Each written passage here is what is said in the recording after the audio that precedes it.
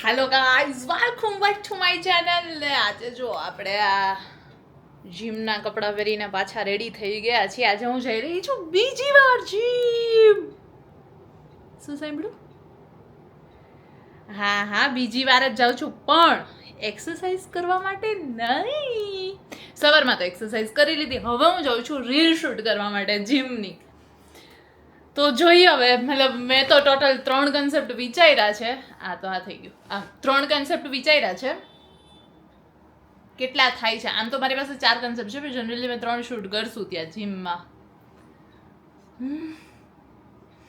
જીમમાં મને એક્સરસાઇઝ કરવી તો નથી ગમતી, પણ હું શૂટિંગ કરીશ. અને શૂટિંગમાં બી એવું જ કંઈક છે કે ભાઈ ઓકે, જ્યારે ગર્લ જીમ કરતી હોય ત્યારે આપણે તો કેટલાય નખરા હોય ને. ઇટ્સ લાઈક કે ભાઈ આ તો મારાથી કેમ ઉપડે, આ સર મારાથી આ નો થાય, એવું બધું ટાઈપનું છે થોડું. બસ તો હવે જો હું જીમ માટે રેડી થઈ ગઈ છું, અને હજી એકાદ જોડી એક્સ્ટ્રા કોસ્ચ્યુમ રાખી લઈશ, કેમ કે 3 રીલ શૂટ કરવાની છે. તો એવું તો નહીં થાય કે એકને એક કોસ્ચ્યુમમાં હું 3 કરી નાખું. એટલે ત્યાં ચેન્જિંગ રૂમ છે, એટલે ત્યાં ચેન્જ પાછું કરી લઈશ. એટલે બધા કોસ્ચ્યુમમાં મતલબ ઓલમોસ્ટ 2 કોસ્ચ્યુમમાં 3 રીલ શૂટ થઈ જાય. એક દી પછી બીજા કોસ્ચ્યુમમાં અમે શૂટ કરી શકીએ. તો હું બસ જો આ જ ભરી રહી છું પાછા જીમના બેગમાં. એટલે જીમની રીલ શૂટ કરી લઈએ, જોઈએ એમાં કેટલોક ટાઈમ લાગે છે. પછી પાછું ઘર આવીને એનર્જી હશે તો પાછી બીજી રીલ શૂટ કરશું. બાકી તો એવું હતું કે સેટરડે સન્ડે રીલ શૂટ થયા જ નહોતી, તો ઓલમોસ્ટ મારી પાસે રીલનો સ્ટોક જેવો એ પૂરો થવા આવ્યો. જઈને જનરલી કેવું હોય કે ભાઈ એની પાસે છે ને 15 થી 17 રીલનો સ્ટોક હોય, પણ તો એને એમ થાય કે ભાઈ ના હજી વધારે હોવો જોઈએ. અને મારી પાસે તો 2 રીલે પડી હોય ને તો મને થાય કે અરે યાર છે 2 દિવસની રીલ મારી પાસે, હવે મારે નથી જરૂર. 2 દિવસ મને શાંતિ દે.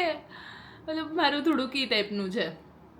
પણ આમ ઈ સાચો છે, કેમ કે ફોર સપોઝ કે ક્યારેક અર્જન્ટ કંઈક મતલબ બહાર જવાનું થયું અને કાં તો હું 3-4 દિવસ માટે બીમાર પડી ગઈ, તો પછી ત્યારે રીલ શૂટ તો થવાનું નથી. એટલે એટલીસ્ટ 1 વીકનો સ્ટોક મતલબ રીલનો અમે જનરલી રાખતા હોઈએ છીએ, પણ મારાથી એવું ક્યારેક પોસિબલ નથી થતું, કેમ કે થોડીક મને એવું લાગે છે હું મૂડી છું શૂટ કરવા માટે. મતલબ મજા ન આવે. બાકી તો જો મને ફોર્સફુલી કરાવે તો હું કરી નાખું, પણ એવું નહીં થઈ જાય એવું. બટ અત્યારે વાલો જીમ માટે નીકળીએ શૂટ માટે. રીલ પતાવીને આવી ગઈ છું. ઓલમોસ્ટ 3 રીલનો અરે યાર બસ તો રીલ પતાવીને આવી ગઈ છું. ઓલમોસ્ટ 3 રીલનો ટાર્ગેટ હતો, 3 રીલ કરી નાખી. યસ, મસ્ત થઈ બધી. અને હજી એનર્જી છે થોડીક, તો ઘરે એક રીલ થઈ જશે, તો એના માટે પહેલા તો હું રેડી થઈ જાઉં. હાલો તો યસ ગાઈસ, હવે બીજી રીલ માટે હું આમ તો ચોથી રીલ માટે હું રેડી થઈ ગઈ છું. અને જો આપણે આખું વન પીસ પહેરી લીધું છે. હવે રીલનો કોન્સેપ્ટ વન પીસ ને ક્લોથિંગ જોઈને તમને એવું લાગતું હશે કે ઓકે કંઈક પાર્ટીમાં જવાળું કે પછી ક્યાં કંઈક બાર કેફેમાં વાળું એવું કંઈક હશે, પણ એવું કંઈ જ નથી. એકચ્યુઅલમાં એવું છે કે જેન્ઝી કામવાળા બેન, કે જે જેન્ઝી કામવાળા હોય તો એ કેવા હોય એ ટાઈપનો આખો કન્સેપ્ટ છે. તો શૂટ કરી લઈએ. ચલો રીલનું શૂટ ચાલુ કરવાનું, પણ આમ જોવાના નાટક. આમ જો આ શું કરે, એલા તું શું કરસ? 2 સોફા તો સલવાઈ ગયો છું. પણ શરમ નથી આવતી તને? આલ્લા યાર રીલ માટે રેડી થા ને નીકળ ફટાફટ. કેમ નીકળવું આપ? સાવ સલવાઈ ગયો છું, હલે એમ જ નથી. જો બંધ થઈ જા. ઊભો થા તો, ઊભો થા. એ તું ગાંડી છો. અહીંયા સલવાઈ ગયો છું તો હેલ્પ કરવાને બદલે રીલ ઉતાર. હાલ હા જાવ.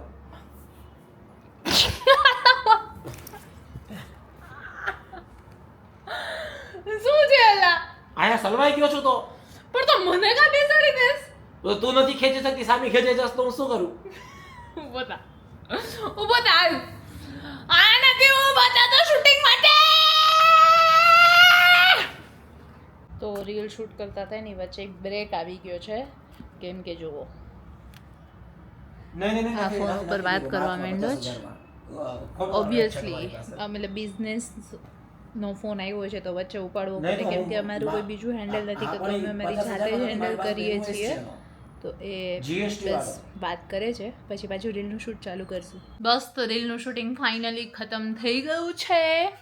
એકચ્યુઅલમાં રીલ છે ને થોડીક વધારે વાર લાંબી ચાલી, કેમ કે વચ્ચે વચ્ચે નાના મોટા ફોન આવી જતા હતા. અને સેકન્ડ થિંગ કે સમટાઈમ્સ છે ને રીલમાં મારે એવું બી થતું હોય કે ભાઈ આ ટાઈપની કોન્ટેન્ટ ચાલશે કે નહીં ચાલે. ઇટ્સ લાઈક કે અત્યારે હું જેન્સી કામવાળી બની હતી, તો જેન્સી કામવાળામાં મતલબ કે મેં વન પીસને એવું પહેર્યું હતું. અહીંયાના લોકો મતલબ સેકન્ડ થોડું એવું આવે જ કે ભાઈ કનેક્ટ કરશે લોકોને આમાં મજા આવશે આપણે જે કરીએ છીએ એમાં. તો મતલબ કે કનેક્શન માટે આપણે એવા તો કયા ડાયલોગ રાખી શકીએ કે જેના લીધે લોકોને એમ થાય કે હા સાચી વાત છે. તો એ બધા ડિસ્કશનમાં થોડીક રીલ લાંબી ચાલી. બસ હવે તો હું માઇક ને એ બધું ગોઠવી દઉં છું. અને યસ મતલબ કે હવે જે આ વન પીસ ને એ બધું સંકેલીને વ્યવસ્થિત મૂકી દઉં. અને પછી લોટ બી આવી ગયા છે. આજે મેં બ્લિંકિટમાંથી લોટ મંગાવ્યા, જે મતલબ મલ્ટીગ્રેન લોટ છે, તો એ જ હું મિક્સ કરી નાખીશ. આજે મલ્ટીગ્રેન લોટ ઓલમોસ્ટ સાવ પૂરો થઈ ગયો છે. તો બસ જો મને એક લોટ હતો ને જે સોયાબીનનો લોટ, તો એ ઝેપ્ટોમાં અવેલેબલ નહોતો, તો પછી મેં જો એક તો આ જુવારનો લોટ, પછી મકાઈનો લોટ અને જવનો લોટ. આ બધું મેં ઝેપ્ટોમાંથી મંગાવ્યો ને સોયાબીનનો લોટ ઝેપ્ટોમાં અવેલેબલ નહોતો, તો પછી મેં આમાં મંગાવી લીધો બ્લિંકિટમાંથી. તો બસ જો આ બધા લોટ આવી ગયા. અને રાગી બી નાખું છું, પણ રાગી એવું થાય કે હું અડધી નાખું, મતલબ કે જો 500 ગ્રામ લોટ આવ્યો ને તો એમાંથી 250 ગ્રામ નાખું રાગી. એટલે 250 ગ્રામ પડી હતી તો પછી મેં મંગાવી નહીં. અને આપણે એક તો એવું હોય જ કે ઓર્ડર ખાલી એક લોટનો કરીએ તો ડિલિવરી ચાર્જ ને બધું લે. તો સાથે જો મેં શું મંગાવ્યું છે બીજું, જો પોપકોર્ન મંગાવી લીધા, પાપડે મંગાવી લીધા, અને આ કુરકુરે મંગાવી લીધા મેં. તો બસ લોટ પહેલાં તો મિક્સ કરી નાખું, કેમ કે રોટલી બનાવવાની છે. બેન આવી ગયા છે કામ માટે, તો ફટાફટ લોટ મિક્સ કરી નાખું. લોટ મિક્સ કરી નાખું. જો અહીંયા મેં આ લોટ બધો ચાળી નાખ્યો છે. આ પથારો બધો આમનામ પડ્યો છે. અને અહીંયા કોબીજનું શાક બને છે. હવે લોટ બધો ભરી લઉં, આખું પ્લેટફોર્મ ક્લીન કરી નાખું. તો બસ મસ્ત જમીને હવે બેઠા છીએ. આ ખબર નહીં ક્યારની મતલબ કે મારી રીલ સ્ક્રોલ કર્યા, કેમ તમારી રીલને મતલબ કે વારે સ્ક્રોલ કરીને જોશ કેટલા વ્યૂ થયા એવું કા કરે? દર 30 સેકન્ડે 5,000 વધી રહ્યા છે. ક્યારેક અમુક રીલ એટલી સારી રીતે મતલબ કે હાલી જાય ને કે મતલબ એવું થાય કે દર 5 સેકન્ડે વ્યૂ વધી જાય 1000 1500. મતલબ 30 સેકન્ડ પછી જોઈને તો 5,000 6,000 વ્યૂ વધેલા હોય તો એ જોવાની કેટલી મજા આવે કે 30 સેકન્ડ પછી કર્યું 5,000 વ્યૂ વધી ગયા, પછી 30 સેકન્ડ પછી 5,000 વ્યૂ. મજા આવી જાય એવું કરવાની. તો બસ એ કંઈક મતલબ એના વ્લોગનું એડિટિંગ અને રીલનું એડિટિંગ ને એવું બધું કરે છે, સ્ક્રિપ્ટ લખે છે, ક્યારેક વચ્ચે રિલેક્સ થવા માટે જો પેલો મોબાઈલ જોઈ લે. અને ખાસ તો એ આવું ચાલુ કરી જ દે જ્યારે હું વ્લોગ ચાલુ કરું ને ત્યારે. એને એમ થાય કે વ્લોગ ચાલુ કર, મોબાઈલ મારો કંઈ કે મોબાઈલ ચાલુ કરી દે. એ ગાંડું કંઈક કહું શું કીધું? હું જ્યારે બ્લોગ ચાલુ કરું ને તને એમ થતું હશે ને હે મારો મોબાઈલ ક્યાં ગયો, ચાલુ કરવો એવું થતું હશે ને? તો ના, હું તો કામ કરું. શું કામ કરે જોયું હમણાં અમે બધાએ. તારે રીલ એડિટ કરું.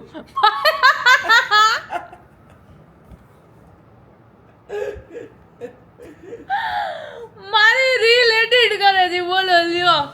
એને મારી રીલના 2 કટકા જોડતાય નથી આવડતા અને પાછું કે મારી રીલ એડિટ કરે છે. ચૂપ. ખોટું બોલવામાં થોડુંક લિમિટમાં બોલીને તો એમ થાય કે હા સમજાણું. મેં હમણાં એમ કીધું કે ચૂપ થઈ જા. મેં હમણાં એમ કીધું કે એનો કંઈક વ્લોગ એડિટ કરે તો એ લોકોને હજમ થઈ જાય. તો બસ ફાઇનલી બેડરૂમમાં આવી ગઈ છું. જય હજી નથી આવ્યો. જય હજી કંઈક બારે કામ કરે છે અને આમ તેનું બહાર છે, કેમ કે એને કેવું હોય કે હું રૂમમાં જાઉં, એસી ચાલુ કરી દઉં, રૂમમાં કુલિંગ થઈ જાય, પછી નિરાતે આવે કુલિંગમાં. જરાય નથી ગમતું એને, મતલબ કે ગરમીમાં એ થોડી વાર ન રહી શકે. એ જ્યારે રૂમમાં આવવાનું હોય ને 5 મિનિટ પહેલાં રૂમનું એસી ચાલુ કરી જાય, પછી પાછો કન્ટિન્યુ રૂમમાં આવે, એવું છે એનું. તો બસ હું તો આવી ગઈ છું અને હું હવે ખાઈશ મારો ફેવરિટ આઈસ્ક્રીમ.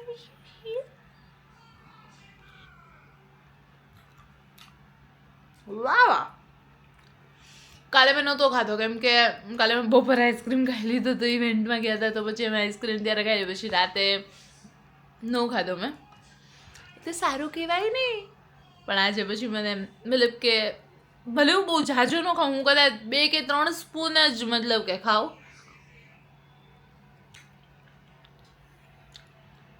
એટલે મજા આવી જાય ને મને. તો બસ ગાઈસ, હું તો હવે મારો આઈસ્ક્રીમ ખાઈ લઈશ અને આ બ્લોગને એન્ડ કરું છું. જો તમને બ્લોગ ગમ્યો હોય તો લાઈક કરી દેજો, શેર કરી દેજો ને સબસ્ક્રાઇબ કરી દેજો. Bye bye guys.